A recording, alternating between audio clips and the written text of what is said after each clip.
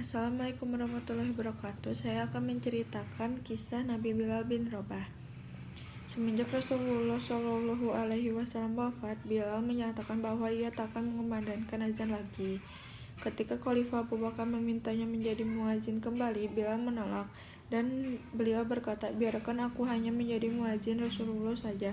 Rasulullah telah tiada, maka aku bukan muadzin siapa-siapa lagi." Abu Bakar pun tak bisa mendesak Bilal agar berkenan mengumandangkan azan lagi. Bilal bin Rabah adalah budak dari Habasyah yang dikemerdekakan oleh Abu Bakar. Putra Rabah ini masuk dalam as-sabiqunal awwalun, artinya orang-orang yang pertama kali masuk Islam dan mewakili golongan budak. Bilal mendapatkan siksaan dari majikannya setelah tahu Bilal masuk Islam. Bilal dianiaya luar biasa. Budak ini terus mendapatkan ancaman selama belum kembali pada agama lamanya. Namun siksaan-siksaan itu tidak dapat membuat iman Bilal runtuh. Selama Rasulullah mendakwah Islam, Bilal dikenal sebagai muadzin alias orang yang pertama mengumandangkan azan dalam sejarah Islam. Wafatnya Rasulullah mendorong Bilal meninggalkan Madinah. Lalu ia ikut pasukan Fatsul Islam menuju Syam dan kemudian tinggal di Homs, Syariah kini Suriah. Setelah sekian lama Bilal tak mengunjungi Madinah, pada suatu malam Rasulullah hadir dalam mimpinya dan beliau berkata, "Ya Bilal, wa ma hadzal jafa," yang artinya, "Hai Bilal, mengapa engkau tak mengunjungiku? Mengapa sampai seperti ini?" Bilal pun bangun terperanjat. Tanpa berpikir panjang, ia segera mempersiapkan perjalanan kembali ke Madinah.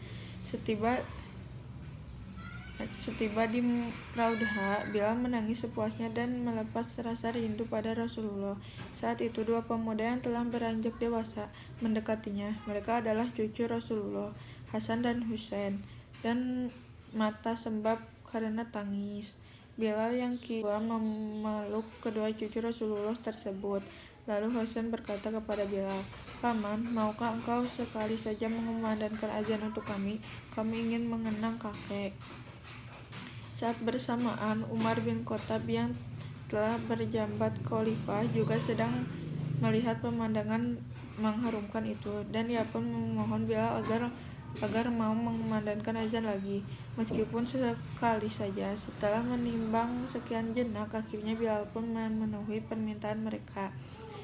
Saat waktu sholat tiba, Bilal pun naik ke tempat dahulu ia bisa mengumandangkan azan selama Rasulullah masih hidup. Saat lafaz Allahu Akbar dikumandangkan olehnya, mendadak seluruh Madinah senyap, segala kegiatan terhenti. Semua orang terkejut, suara yang telah bertahun-tahun hilang, suara yang mengingatkan pada sosok nan agung, suara yang begitu dirindukan itu telah kembali. Ketika Bilal mengumandangkan lafaz Asyhadu alla ilaha illallah, seluruh warga Madinah berlarian ke suara itu sambil berteriak histeris. Bahkan para gadis dalam pengitan pun menghambur keluar. Sewaktu Bilal hendak mengumandangkan asyhadu anna, Madinah pecah oleh tangisan dan ratapan yang memilukan. Bilal tak sanggup melanjutkan azannya dengan lantunan Muhammad Rasulullah. Mereka semua menangis teringat masa-masa indah pada Rasulullah. Umar bin Khattab lah yang paling keras tangisannya. Di atas menara Nabawi, Bilal tak sanggup meneruskan azan.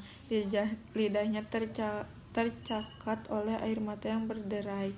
Hari itu seantero Madinah mengenang masa saat Rasulullah masih ada di antara mereka.